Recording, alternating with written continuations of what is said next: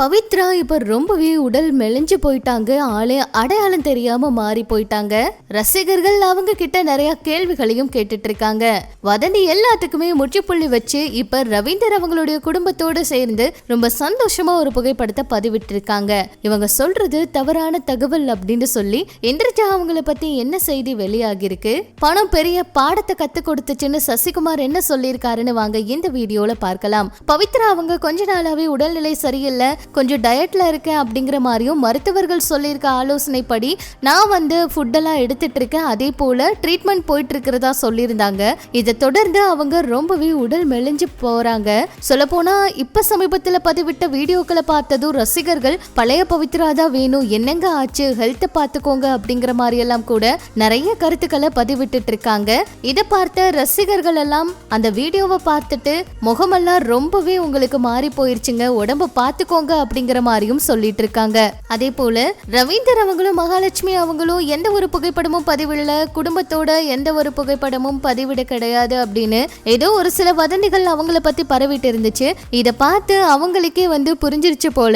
இப்ப சமீபத்துல பிறந்த நாள் வாழ்த்து சொல்லி மகாலட்சுமி அவங்க எங்களுக்கு எல்லாமே நீங்க தான் அப்படின்னு சொல்லி ரவீந்தரோட இருக்கிற ஒரு புகைப்படத்தை பதிவிட்டு இருந்தாங்க. வதந்தி பரப்புன எல்லாருக்குமே இது சரியான பதிலடியாவும் ஆயிருச்சுங்க. இப்படி இது ஒரு பக்கம் இருக்க, ரோபோ சங்கர் அவங்களுடைய மகள் இந்திரஜா ரோபோ சங்கர் அவங்க சமீபத்தில் பார்த்தீங்கன்னா ஒரு போட்டோ ஷேர் பண்ணியிருந்தாங்க. அதாவது ஒரு ப்ரொமோஷன் வீடியோ ஷேர் பண்ணியிருந்தாங்க.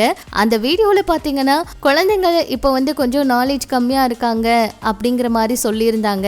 இதை பார்த்து நிறைய பேருக்கு ரொம்ப கோபமாகி திட்டுனாங்க. இதுக்கு இதை விசாரணை பண்ணணும் அப்படிங்கிற மாதிரி செய்திகள் எல்லாம் கூட போயிட்டு இருந்துச்சு. இவங்க அந்த வீடியோவில் சொல்லியிருக்க விஷயங்கள் தவறு. தமிழ்நாட்டில் குழந்தைங்களோட சிந்தனை திறன் குறைஞ்சிருச்சு அப்படின்னு சொல்றது ஆதாரமற்றது அப்படிங்கிற மாதிரி இப்ப தமிழக அரசின் தகவல் சரிபார்ப்பகம் விளக்கம் கொடுத்திருக்காங்க. இந்த விஷயம் தான் இப்ப சமூக வலைதளத்துல வைரல் ஆயிட்டு இருக்குங்க.